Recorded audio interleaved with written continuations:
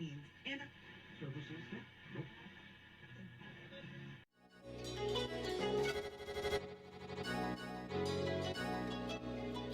let's go. He wants to jump 1,000 cars. Sir, you have 1,000 cars. I don't think I'd attempt to try this stunt. Or we owe this horsepower to Uncle Sam. Too many cars. Car. Roses would be... Like I put my beer belly on it. If you can't immediately tell somebody how many cars you have. You'll really give those uppity yuppies something to think about. Stay on the bar. Don't go off the bar with your Bronco. 1980 Volvo horns, what's right? Yeah, I want a man's coolant. And he's like, oh, I thought it'd be small. It's for a small car. And I'm like, yeah, but it's still an automatic transmission. They're never going to be light. It's definitely going to have to crash. Starting off with Brad buying another car. That's the West. Internet. You know, is this a Nigerian oil print? I also wish you drove a tan Camry. Anyways, Anyway, that's a horrible, very horrible podcast content. very Talking about a picture. inside joke. It loves to be driven hard.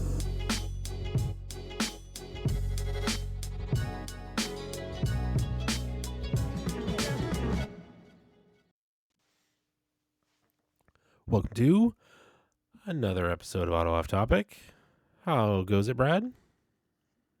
It goes very well. How goes it with you? Goes pretty well. What I think we mostly just have events to talk about going to. I've not worked on any project cars. Oh, I did a little Pretty bit. much. I tried to work on the G20 because I was going to do a track day finally. I haven't done one in like a year. And I was like, that car's not that far off. It's been driving around. It doesn't need a sticker. I'll go get a sticker. I'll flush the brakes. Pads look good. I'll take it to the track day. I've got tires for it that have been sitting in my basement. They haven't been outside. And while I'm bleeding the brakes, you get it jacked up. I'm like, well, I better check the front end. And I grab the wheel on the driver's side, and I heard a little faint click, click, click, click. I'm like, and it's moving in and out at the bottom. So I look under, and sure enough, the ball joint, the boot is like completely deteriorated from these control arms I put in 2021. I looked up on Rock Auto when I got them. So it must have just been from the heat of like the brakes. They just roasted the boot. And probably all the grease came out. I don't know. Maybe there wasn't that much in there to begin with. And they're making noise. So I was like, well, I guess I'm not doing that track day because I don't have time this week to change them. So, but I did look them up. I don't know. They're like, Rock Auto has like Mevotech, which I don't know. They seem all right. But I've used those before on other things. Yeah. Well, I double checked that they are, you can press ball joints into these control arms, and the Mevotech makes a press-in ball joint for them that has like the upgraded blue rubber, whatever they use instead, with a greasable fitting that goes in the bottom. So I was like, well, I guess I'll try those, and hopefully with a better material for the boot and then being able to pump them full of grease, they'll last a lot longer. So we'll see. I got to wait for those to come in, and at some point I'll put them in because I still need to get a sticker for the thing. But I was like, annoying because I'm trying to spend all the time. Frustrating. Yeah, trying to spend all the time working on cars on the Volvo, trying to finish it. So Unfortunately, when you have more than one car, that maintenance stuff creeps up pretty quick. And sometimes unscheduled maintenance is the biggest pain in the butt of it all.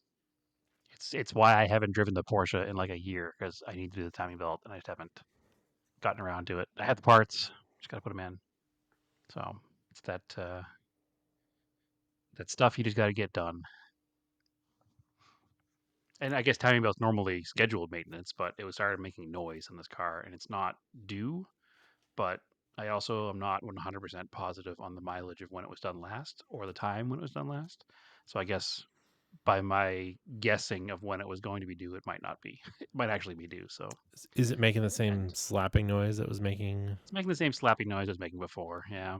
That we adjusted. We tightened it before, but I don't want to tighten it again without actually getting in there and inspecting everything and changing it, because that was maybe 3,200 miles ago that we did that.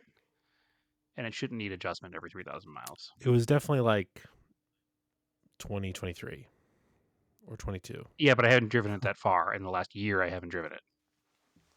So when you put it into that fact, it's only had it maybe a year from adjusting it till, I don't know. It shouldn't be something that needs to be done quite that often. I know it's a little more than, a standard Mitsubishi belt, but at the same time, I feel like 3,000 miles in a year is not an interval.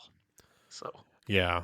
I bought all the parts to change it. I just got to get in there and change it. I've been so busy with my other big project, the Corolla engine, that I hadn't got to it yet, but it's next. Yeah, I think I talked about putting the alternator in the Volvo, trying to figure that out. So I ended up, Yeah, because you had to buy a custom bracket. well, not really custom. I mean, it's from the Volvo parts suppliers.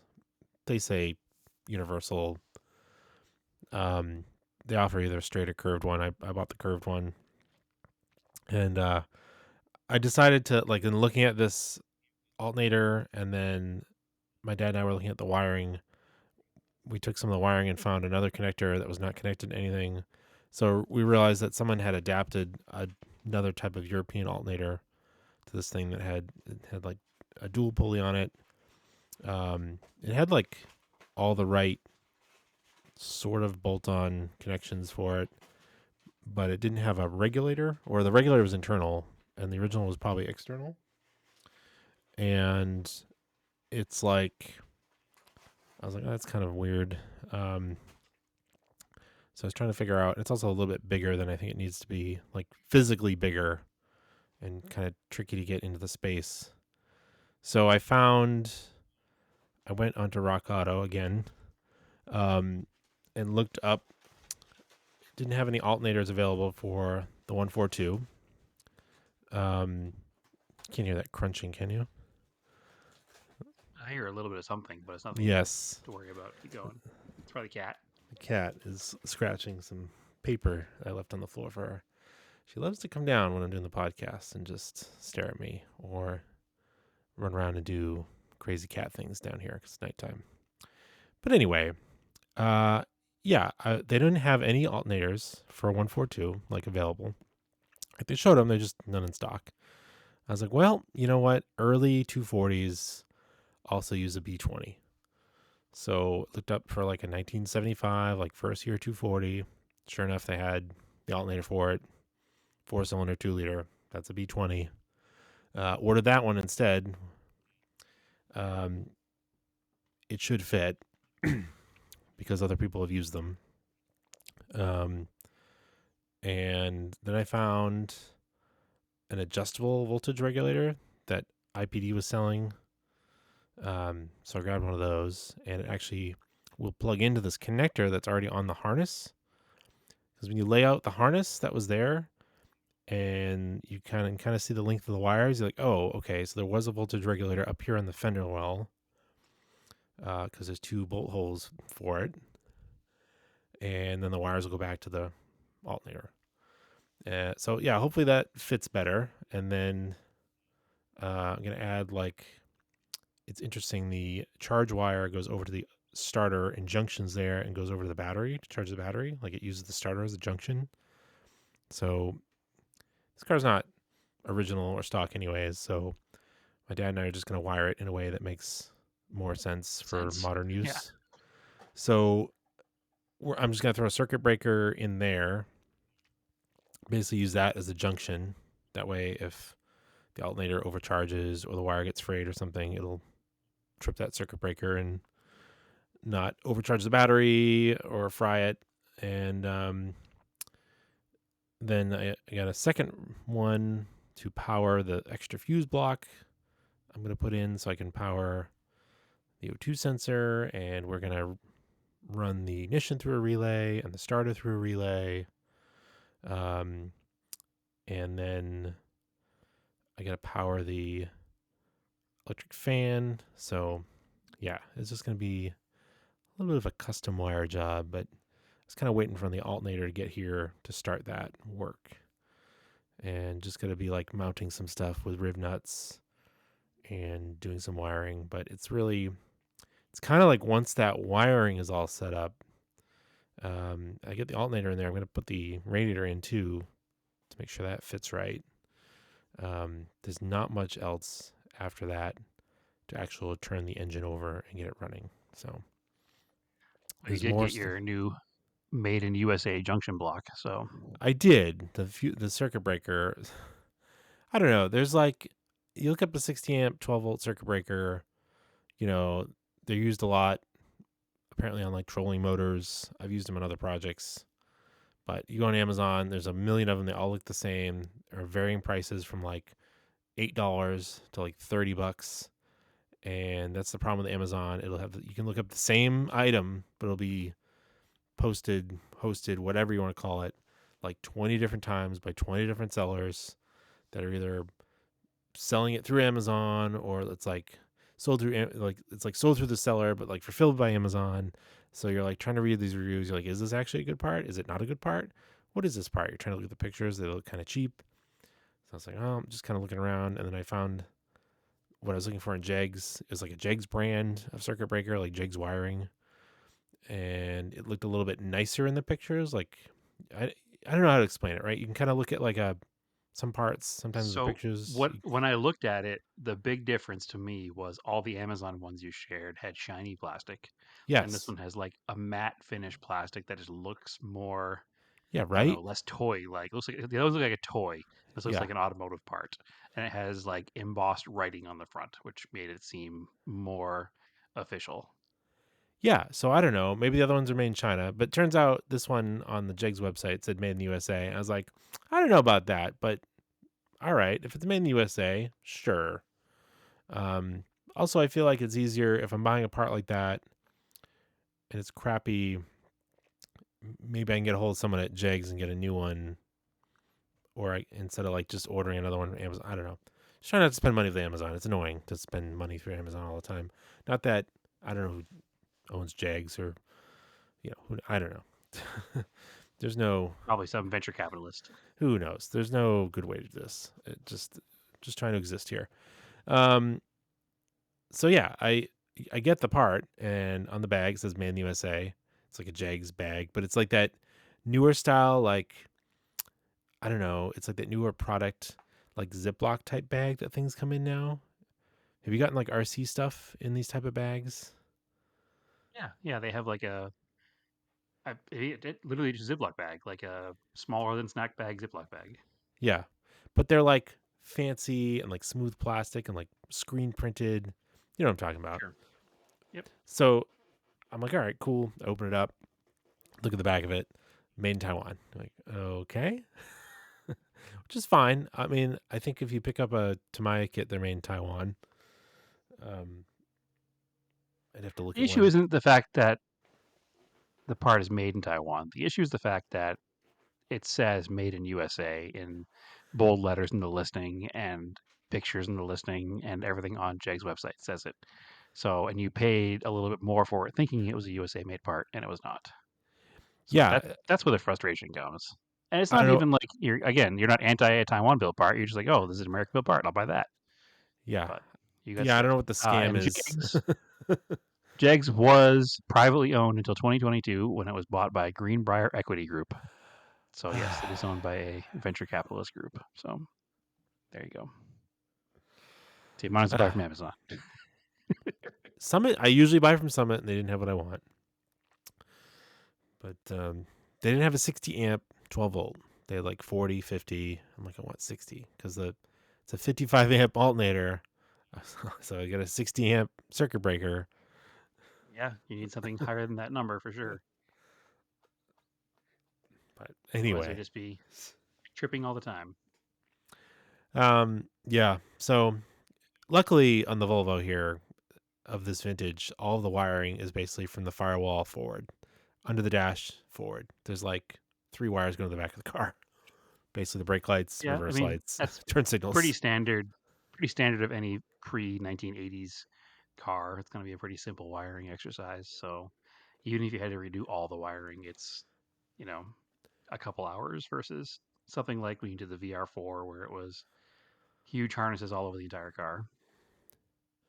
Yeah, I just want to get it we'll fix it up when we get enough that we can get it running, and then I'll go back and fix all the wire nuts and vampire clips that are all hidden by corrugated conduit and all the nightmare rat's nest that's under the dash.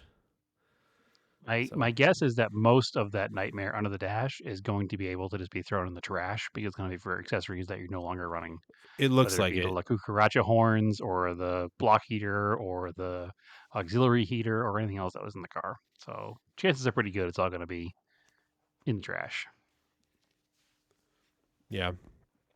But again, I'm just kind of embracing the ridiness a little bit of the car. It'll look kind of rough, but all the mechanicals should be a lot nicer than the outside of the car appears. I mean, that's kind of the auto off topic way, isn't it? We just have a mechanically good car and we can enjoy it and not worry too much about the pristineness. The aesthetics are important, but part of the aesthetic is a usable vehicle. Yeah, And, without the, I don't want like, I'm not going to take a grinder to the door just to make patina on it, though. well, that goes beyond our aesthetic. You want to make it so it looks like a well cared for, well loved, but still used car, like and a used and enjoyed car versus a sealed showpiece car. That's the difference. That's kind of our aesthetic. We like to use things, so we like to have them a little bit under perfect while still being nice. And honestly, it still winds up being nicer than most 5-year-old cars in public. So it's fine. Most people care even less than us. So yeah, those are my project car updates, downdates existing. So I don't have many project car updates. When we last spoke, I'd already had the engine apart in the Corolla. That was leading up till this past weekend. I have made a couple of phone calls to machine shops and frustratingly have struck out so far on that. Waiting for a call back from the shop that did the cylinder head on my Eclipse. Hopefully they'll be able to handle the block on this car. So fingers crossed. I haven't heard back from them yet, but Otherwise, one they're just shop that I busy. thought for sure, or one shop said that they don't have uh, tools that are small enough to work on a 1.8 liter 4-cylinder. They only work on larger V8s. And I was like, okay, but I know you guys do 2-liter 4-cylinders because I know somebody's had work done here before. And he's just like, no, we don't have the parts for that. The bore is too small. I was like, okay, well, I'm not going to go measure it, but I'm pretty sure it's pretty close to the 2-liter Yeah. in the Mitsubishi, which I know they do 2-liter Mitsubishi engines because the person who recommended me to use them has had 2-liter Mitsubishi engines built there. So, a little frustrated with that. It sounds like he doesn't want to deal with it, but that's fine. Whatever. Just say no. But so I'm not going to be using him, unfortunately. And as I said, I haven't heard back yet from the shop that did the cylinder head on the Eclipse. And the shop that did the cylinder head on the Corolla does not do blocks. They only do cylinder heads, which is also strange to me. Well, that's why the guy did it so fast. He just cranks out cylinder heads. Yeah, I guess. It's just one of those things that I didn't know was a thing. A shop that just does cylinder heads. But unless, hopefully I can find somebody to do this block in a short period of time because I'd like to get it back together. I was hoping to have the car back together by the time of the rally for the Arizona Rising Sun Rally, but that's rapidly approaching and it's in 2 weekends, so probably not going to happen now. So even if I did get it back together, I wouldn't have enough time to shake it down and kind of break it in and all that stuff. So I think that's a pipe dream at this point. So that car will be sitting out that event, which means I need to get off my butt and get some other cars put back together too, because I need to have vehicles for that event.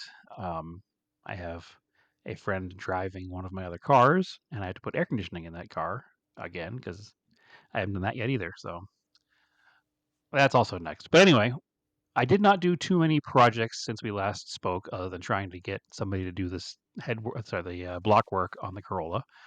But I did use the Ram 50 Mighty Max truck.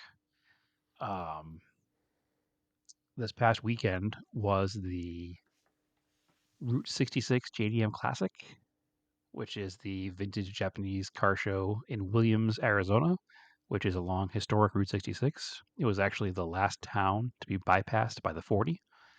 So it has a pretty big history with Route 66, and it's very kitschy with all like the 50s cars parked around town some places and all the little, curiosity shops, and it's a pretty busy little tourist town, so it's really neat. And I've talked about the show before. They take over the downtown area, which is Route 66, for a couple of blocks, and we park on the side of the road and just have a show for the day. So it's a really good time.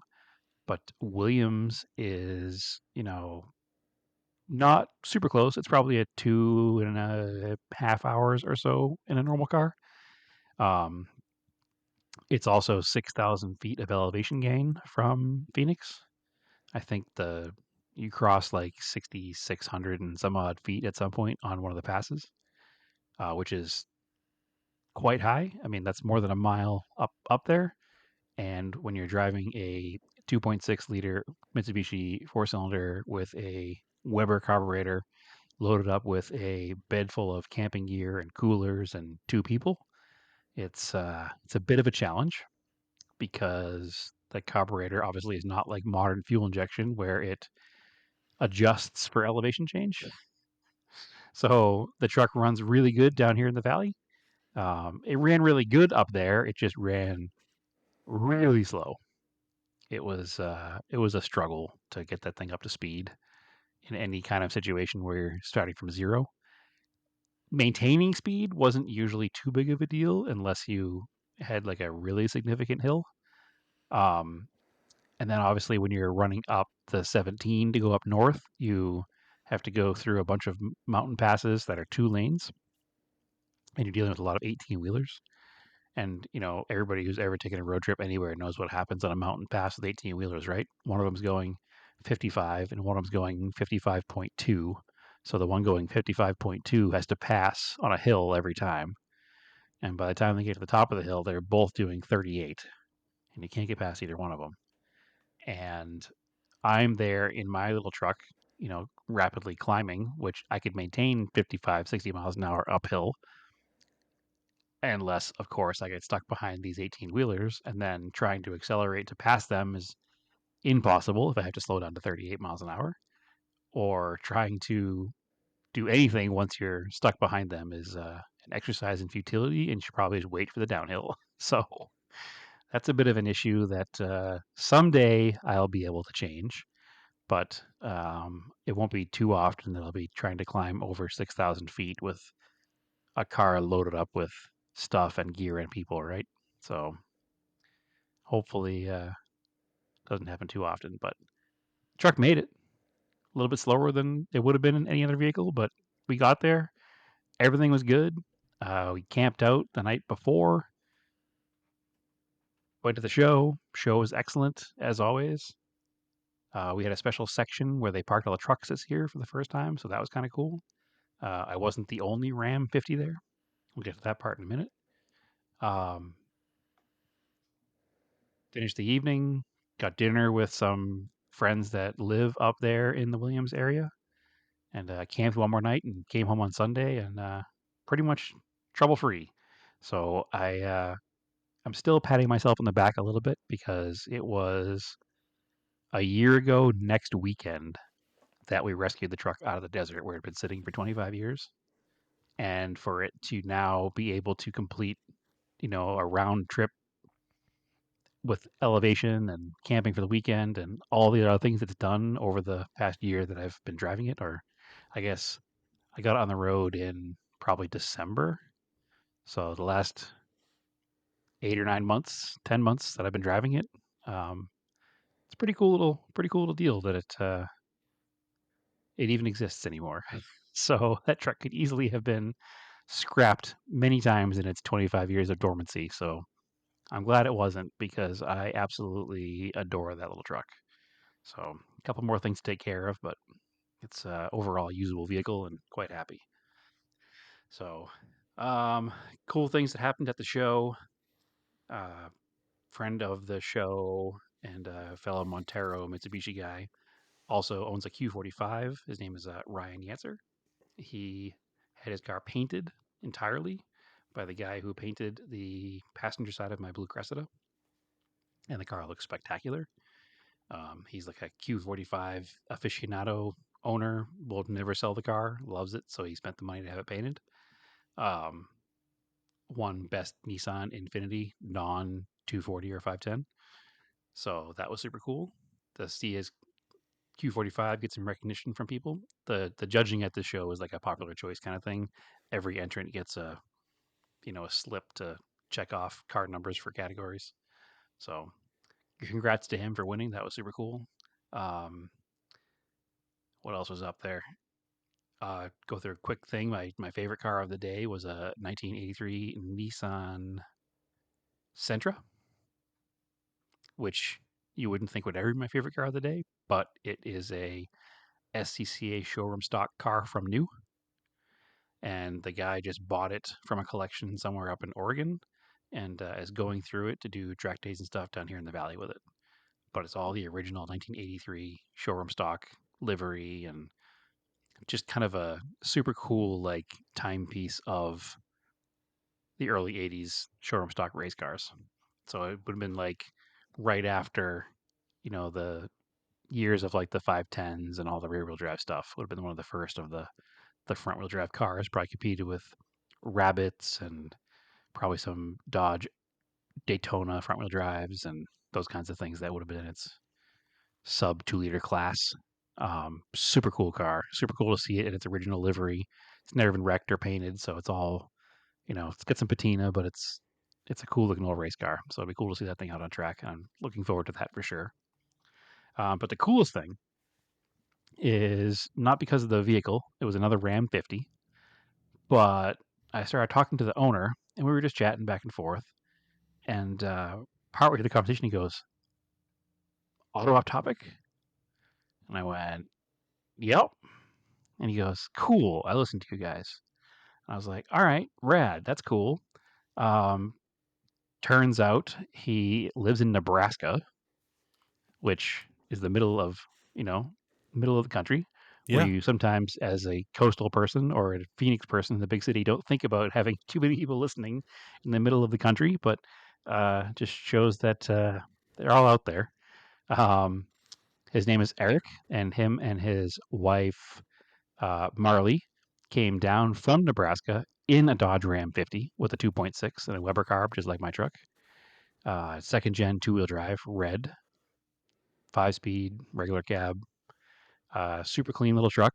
And they drove all the way down from Nebraska and came to hang out at the show there. And super, super cool people. I did tell him I would send him a box full of stuff. So I'm going to say that publicly here because Okay. Santiago is still waiting for his box of stuff. Why don't you send them It's at the been same time? forever. Yes, I 100% will. And Naomi knows about both things now, and she'll keep me honest. So she'll All right. remind me because she's got way better memory than I do of this kind of stuff. Well, hello, Eric and Marley. Nice to have you listening.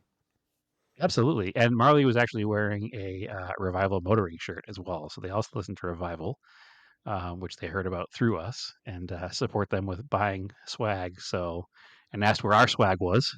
And I said, "Well, we don't have any swag." I said, "But I'll send you a hat." The work in So progress. We're it's busy been a work in guys. progress for the past, I don't know, 8, 9 years. How long have we been doing this thing for? So Yeah. we We're do not. have some stickers and some hats, and I will be putting a box together to get some stickers and some hats for sure. But that's not even the coolest part of the story. The coolest part of the story is we were talking about parts and the trucks and like what we need and this, that, and the other thing. And he's a Dodge guy in general. He loves his Mopars, but not his standard Mopars. He has a collection of 50s Mopars, which is very cool and not a standard.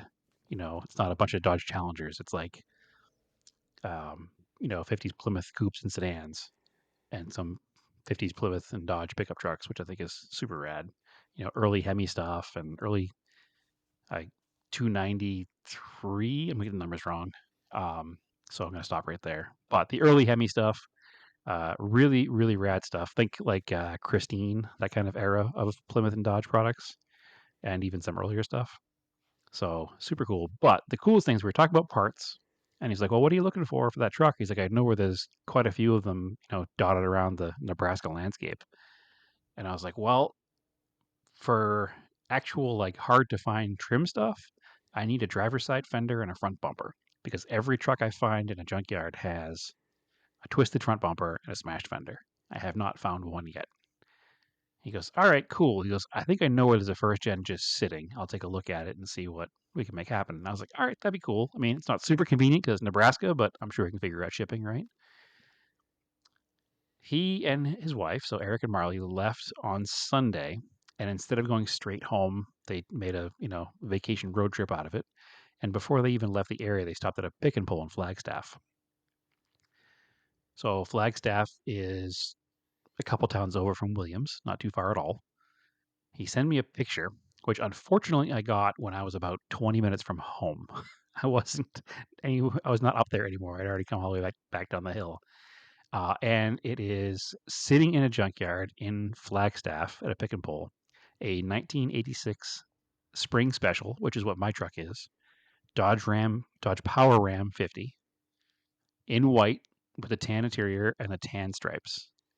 So it's literally my exact truck with a perfectly straight left front fender and front bumper on the truck. You better So get driving there right now.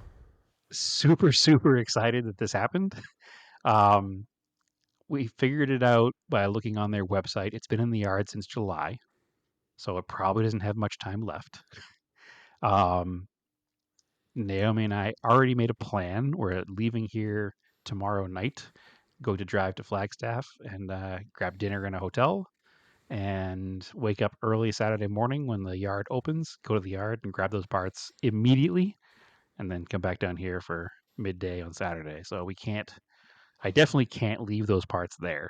Nope. So theoretically, as long as whoever applied the stripes applied them in the correct orientation, it should bolt on my car and line up exactly with what's there.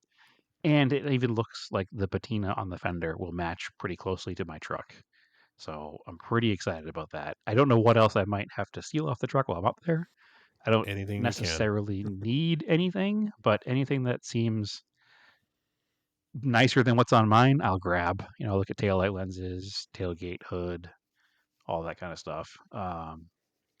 But at the very least, I'll have a fender and a front bumper on the truck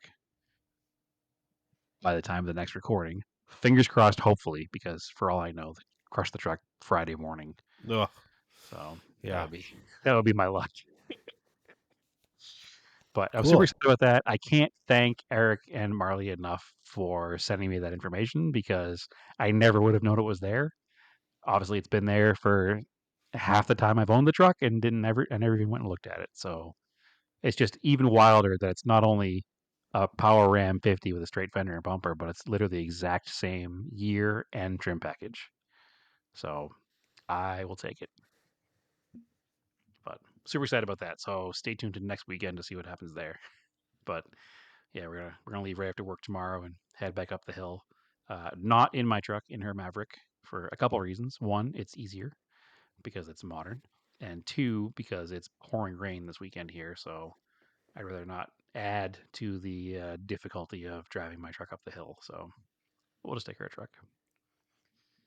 Also, have not fixed the wipers on my truck, which actually, now that I say that out loud, I should also grab the wiper arms off that truck. So another edition. But yeah, no, I'm excited about that. And it was a great show last weekend. It's one of my favorite weekends every year. We usually go up and make a weekend out of it. And this is the first year we did it with camping involved. I figure we had the truck. We might as well use it as a truck, right? Right. Super cool. Naomi cooked breakfast on the tailgate at the car show, cooked lunch on the tailgate at the car show. Super cool addition to the weekend. It was a great time. And now I'm looking forward to next year. So that's what's happening this weekend. That's what happened last weekend. And a big shout out again to Eric and Marley. As far as I know, they just made it home. They had a couple of hiccups on the way home where they actually blew a freeze plug somewhere in between here and Nebraska, but were able to pick that up at a parts store and get it changed on the side of the road. So road trip heroes for sure. Nice. Yeah, and make sure to give him a follow. He's not big on the internet and Instagram and social media, but he did create a Instagram page that he just started posting on during the trip down here from Nebraska, and it's Bear Schmitty. So it's BearSchmitty. So he'll be posting hopefully some more from there with his collection of 50s Mopars. So show him some love. Very, very cool. Yep. Very cool. Yeah. So that was your show. That was the show, not my show. It was a show. The show for you to go to. So we Show had that I went here to. we had here on the East Coast, we had Lars Anderson Japanese Car Day, and we had a bunch of friends and listeners. They're friend listeners, I guess. We all met up at the show, brought our Japanese cars. So that was a super good time. It was definitely it was a packed show. They announced it as a sellout. It's kind of interesting. Yeah, they did. I mean, from 20 years ago when there'd be like 10 cars there, right? They had the whole upper and lower lawn filled. So it was just funny. They did like staggered parking, and just the way it turned out, like I was literally right in front. Like the Galant was like front row, right in front of where like their like little check-in booth is. Usually, sometimes where the DJ is. Yeah. So that was kind of cool. Brought the Galant. Yeah, that show has grown so much because it started as the Drone Club, which is the Datsun Roadsters of New England, and it was their Datsun Roadster show. And then they opened it up to more Datsuns, and it was just a Datsun show.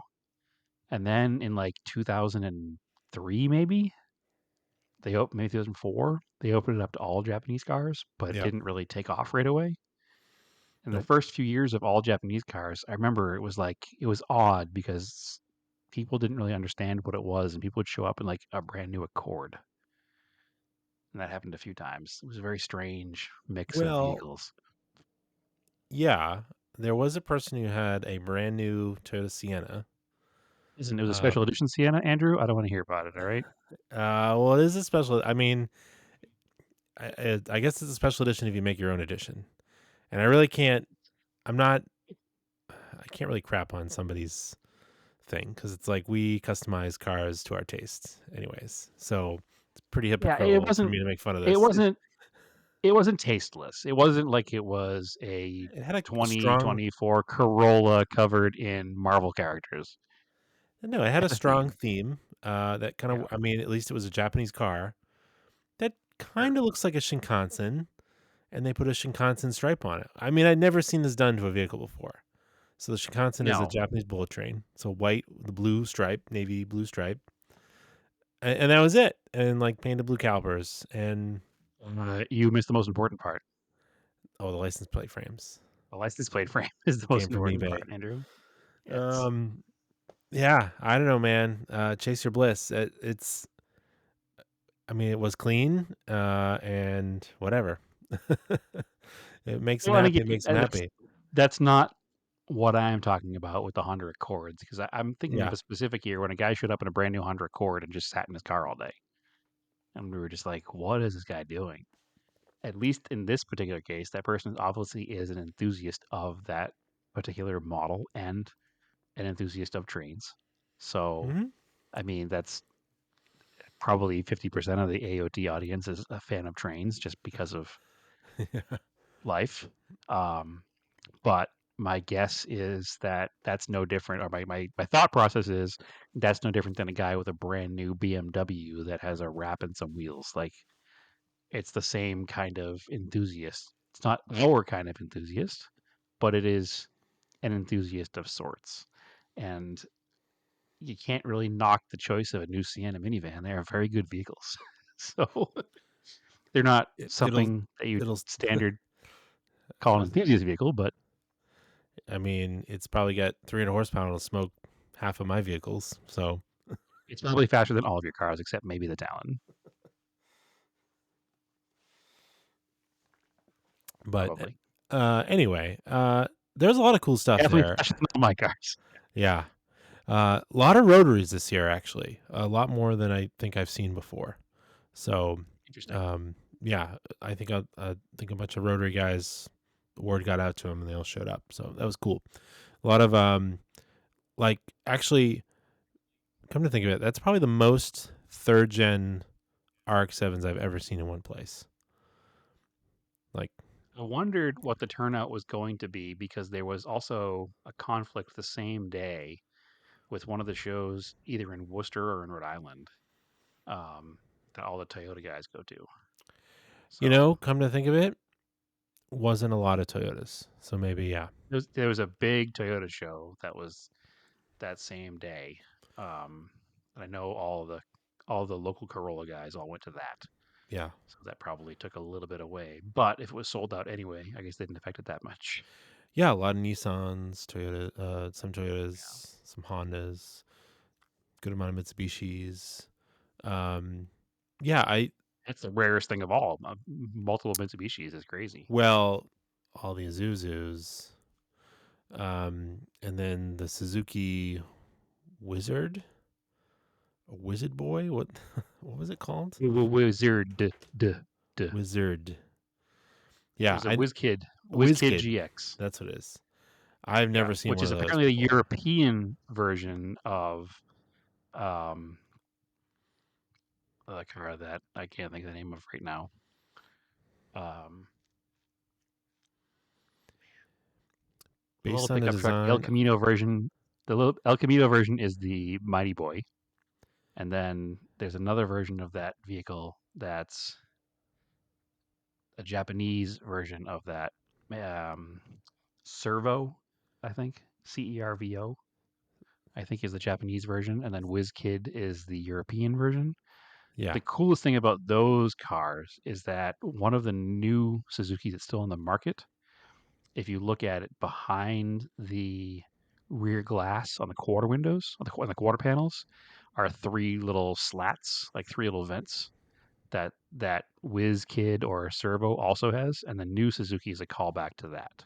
Oh, I don't remember what the new Suzuki is. It might be an Alto or something along those lines. One of their small cars that I occasionally see because they come over from they sell in Mexico, so I'll occasionally see them here in town. But they have that a callback to that design over the behind the rear the quarter glass of the little slats. Super cool.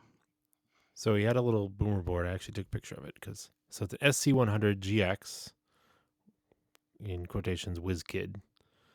Yeah, from Japan, 78 to 82. This was an 81.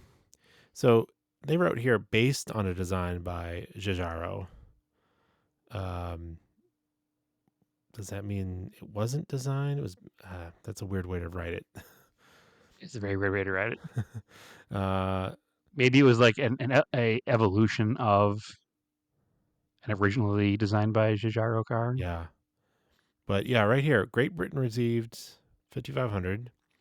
The Netherlands got about 3,900. So this was a left-hand drive car. So one of three known in North America. So it must be. So yeah, it's European, and this must be from the Netherlands.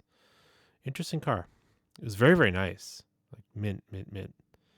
Yeah, it was a neat color combo too. It was super cool. Never seen one. I'm trying to do a quick Google on what modern Suzuki has those same quarter panel lines, but it's not super easy to figure out something that only I care about because I can't Google it in any other way. But yeah, it's a really good show. It's fun to hang out with everyone. And yeah, it's just a good Yeah, time. if you're in the East Coast and you want to be aware of these things, join up on the Discord. Actually, just anywhere in the country, join up on the Discord. But that's how they kind of put this together on the East Coast. Suzuki Ignis, IGNIS. That's the current Suzuki that has the three little slots on the quarter panel that call back to that CX1000 WizKid servo vehicle. So Suzuki Ignis, and I see those probably, I don't know, once every couple of months here in town with Mexican tags on them, because they keep all the cool tiny stuff away from us here for some reason. Anyway, cool. I was a little, even though I had my show here on Saturday, I will be completely honest and say I definitely had some FOMO looking at everybody's photos on Sunday of the show out there. Mostly because that was my favorite show of the year every year out there. So it was kind of a bummer to see that, but I guess I get nobody to blame but myself moving out here. It's a good show. It's a nice spot. Yep. It's actually getting, now I've met more people out here. It's more fun to just hang out with the people. It's fun to bring Sure. the cars, but it was nice to walk around with everyone and look at cars together. And everybody's got That's what it's all about. everybody brought their cool little unique cars that they have. So, yeah, I brought some donuts. There's nothing. If you come hang out at a show here, I'll bring you donuts. I mean, it depends on what kind of donuts you brought. Were they Cane's donuts? Yeah, they were Gaines donuts. I can't eat them. Actually, no, they have a gluten-free donut there now. Yeah. So I should be good. Yeah, if it's not the same weekend as the Route 66 show, maybe next year I'll try to come out and go to that again. See. Well, I was definitely bummed because my dad had organized a tech meet for his car club with the Salem High School automotive program, but then they also turned it into a car show that was Halloween themed in Salem, and it happened to be on Sunday as Same day. well. I was like, because it's literally that's like 5 minutes from the house. Like I would have gone there, Sure. absolutely, but oh well. I've Next been to my time. parents' house. It's like 20 minutes from yours. Yeah, on a Saturday. Well, yeah, on a Saturday going to Salem from my On a house. Saturday in October? Yeah. But Never mind, it's an hour and a half. Yeah. yeah. Hopefully they don't conflict next year if they do it again. But They didn't last year because I went to the car show at Salem High School with you last year because I was in town. that was in May. So it was different again then. In the spring. Okay. So they there was also a show at Castle in the Clouds on the Saturday of the same weekend, but it's like too much to go all the way up there and then back down to Brookline. So. And looking at pictures of that event would have been a Looks little pretty bit good. less fun. Yeah. Would have been a little less fun though, I think. A, because the people wouldn't have been there that you knew, and B, I think it was just more of a standard, traditional, classic 50s car show, which it's totally cool. It's got its place. It's just a little different than I think what we're into. So, but it is what it is. Maybe get the Corolla running good, and I can do a cross country trip and time it with Japanese car day. That'd There be a you hell of go. a story. Yeah, we shall see. I took one of my neoclassic stickers that I got from Moon Eyes Japan and stuck it on the back of the Gallant because it said Japan on it and neoclassic JP. Yep. I was like, oh, I got all this Japanese stuff that I can put on here. I got to figure out a way to get those magazines here at a reasonable cost because they're super cool. I think, That's what that is, right? I think It's a they're on magazine. Amazon. It's a magazine. Aren't they? I said reasonably priced though. That's the issue. They're like $50 or $60 an issue. Are they? Online. I haven't They're looked. expensive. Yeah. Yeah, there's another good magazine, but it's British. It's like classic, retro, modern, but again, super expensive to get over here. So, Yeah, ones have been like $25 an issue. mm-hmm. They do offer a subscription that they'll ship worldwide. Yeah. I don't know if that's changed due to Who current knows? tariff situations, but I have looked at the past and I've almost got it because it reminds me a little bit of the old Retro Cars It magazine. does. And I don't know if we're just becoming the old men in the automotive space, but I do miss having a good monthly car magazine that I enjoy reading. I do get the Haggerty Collectors Club or whatever Drivers Club magazine, but it's not really geared towards my taste in things. I mean, usually there's a couple articles in it that are worthwhile, but there's so much like speculation and value talk that I'd rather just not read. I just want to read Oh my god. cool car stories. I don't care about how much is worth how much everything is I worth all want the time. I want It's to just like, hear car stories.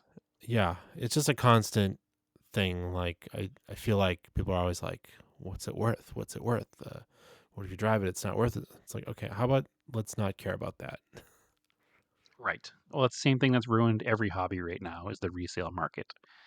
And one can argue that it's been around in the car world forever because, car auctions have always been a thing and speculation has always been a thing and people have always bought cars for the value. But with the yeah, proliferation of the internet and information age, it just seems to be that's everybody's first comment with a car. Oh, what's it worth? It doesn't matter what it's worth. I have my Camaro out here now, and anybody who sees the car, oh, what's this thing worth? Does it matter? Are you going to buy it from me? Am I going to sell it to you? Is it going to be? Yeah. We going to turn it into cash? Like, what's the point of the conversation here? Like, no. Or like my neighbor who said when we brought the Camaro home, like, oh, that's the kind of car you should hold on to, not those other ones. Like, oh, okay. Okay. Because why? You're an Because you expert. said so. Like, sure. I get that one. I don't get the other ones. Fine, whatever. I'm not doing it for you, so I don't care. But anyway, yeah, I miss retro cars. I miss sport compact car. I miss the magazines, and even our friends over at Revival did a magazine for a few years that was really good. It was pretty Volkswagen heavy because that's who they are, but it was a high quality retro car style magazine. Unfortunately, it got too expensive and they stopped. Same thing with Ben over at Japanese Nostalgic Car. They had a magazine for about a year and a half. I think they had 5 or 6 issues, and it was great. And then, unfortunately, it was just too much work and not enough money. So we got to find a way to. Somebody's got to find a way to make magazines work again because I miss it. Oh, you know what else happened at the show? I had a guy come up to me, asked about the Galant, and he was really interested in it, and I was showing it to him. What's it worth? Nope. He was like, "Hey, I've actually got." He looked inside, and the passenger seat bottom has split again. It was split when I bought the car, and the owner gave me a second one that wasn't split, and I had swapped it, and the seam split again. And he's like, "Hey, I've got a passenger seat for this car." He's like, "I used to have one. Do you want the seat?" And I was like, "Yeah." And he's like local-ish to me, probably like an hour and a half away. So I got his digits. These cars are always Sweet. good at picking up dudes. Yeah, absolutely. So I gotta plan a weekend trip when I'm around to go down and grab it from him. At least your car met you a local dude. My dude I met was in Nebraska. Yeah. So that was cool. Yeah, whole seat, entire seat. He's like I keep looking at the garage or in the basement wherever he's got it. He's like, I don't want to get rid of it, and he's like, I just haven't had the time to put it online to see if anybody wants it. So He wants to get rid of it, but not throw it away, basically. yep. And I was like, yeah, I'll Very definitely cool. use it. I'll switch it out. So Very cool. cool. But yeah, that's the value Excellent. in going to local shows. Yeah. Well, I have not posted any pictures yet from this weekend, but I did take some, and I have a couple that are edited, and a couple of the truck on its road trip up there and down. I did forget one part of the story. When we were driving there, we were still down here in the valley, just outside of the Oh yeah. city, and I saw off in the distance a small red car pulled off on the side of the road, and I was like, "That looks like a small '70s car." And as we got closer, I said, "That looks like a Skyline, so that's going to be Jamal. That's not good." So we made a sketchy move and darted across 4 lanes of traffic and got over to the side and pulled off right in front of him to see what was going on. Um, Jamal has I'm not going to guess the year because I don't know the exact year. It's an early '70s Ken Mary Skyline, which is super rare in general, but then it's even more rare because it's a left-hand drive Ken Mary that was sold new in Iran. Wow. Yeah, super rad. And Jamal is from Tehran, so that's where he got the car from, and he shipped it over here a few years ago.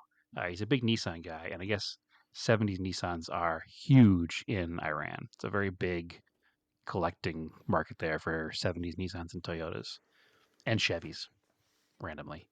But anyway, so he shipped the car over from Iran quite a few years ago, and he was pulled over on the side of the road, and he was trying to figure out what was wrong with the car because it had started spraying water on the hood as he was driving, on the hood and the windshield. So it wasn't overheating according to his gauge, but it was spraying water out. He had topped it off before he left the house, and I think what happened was he just put too much in there, and as the system pressurized, it just blew out the top of the overflow because it wasn't overheating. We couldn't figure out why it would have been overheating. Once it cooled off, everything seemed fine. But unfortunately, he also had a very low right front tire, had about 19 pounds of air in it. So I pointed that out, and he's like, "Oh man, I missed that. That's stupid. Let's get some air in it." So I had brought a pump, so I had an air pump at least. So he pumped it up on the side of the road, and he's like, "Well, do I continue to go all the way up elevation up to the show, or do I turn around and go home and come back at a modern car tomorrow?" And I was like, "Man, that's entirely up to you." I said, "But we still have like 5 or 6 more exits until we get completely out of civilization here. So why don't we drive until we get to like Sunset Point? And if your tire still has the correct amount of air in it and it's not overheating, keep on going. And if we get there and your tire is low or the car is spraying water again, maybe go home. Kind of make that like a little bit of a litmus test for the vehicle's capability of making it the rest of the way. Now, this is a very nice car. It's not a janky car in any way, shape, or form. I think it was having a bad day, basically. It has Watanabe RS8s, which are the multi-piece 8-spokes. So we made it to Rock Springs. If you've ever been to Arizona on the 17, the Rock Springs exit is all the pie signs, and they have the big famous like pie stand on the side of the road there. We made it there. He pulled over again. His tire that we filled to 32 pounds was back down to 20. And he decided at that point, probably best just to refill it again and head back home rather than try to make it all the way up and back. So he was going to try to get to a tire shop and see if they could find a leak in the tire or just go home and come up in the modern car the next day. So unfortunately, he did not make it to the show this year. But fortunately, we discovered all the problems when we were still down here in the valley and not somewhere in between here in Flagstaff with no phone signal and no tow truck capability and no gas stations. So sad for him, but he probably made the right choice. Go home, fix the tire, and make sure the cooling system is up to snuff, and the car will live on to go back next year. So big shouts to Jamal, though. He's a good guy. So definitely good to help him out. But yeah, that's the weekend in a nutshell. Cool. All right. I'm calling it a podcast. So Works for me. yeah, follow Out Off Topic. Follow Out Off Topic podcast on Instagram. Follow me, Race and Anger, on Instagram. We've got Scale Autocast. What else do we have? That's pretty much it. Pretty much it. Yeah. And they can find you where? TSI SS350 on Instagram. All right, cool. Also, if you want to join the Discord, just message us and we'll send you an invite link. It's a pretty fun place to hang out. But yeah. All right. As always, keep your cars analog and aim for the roses.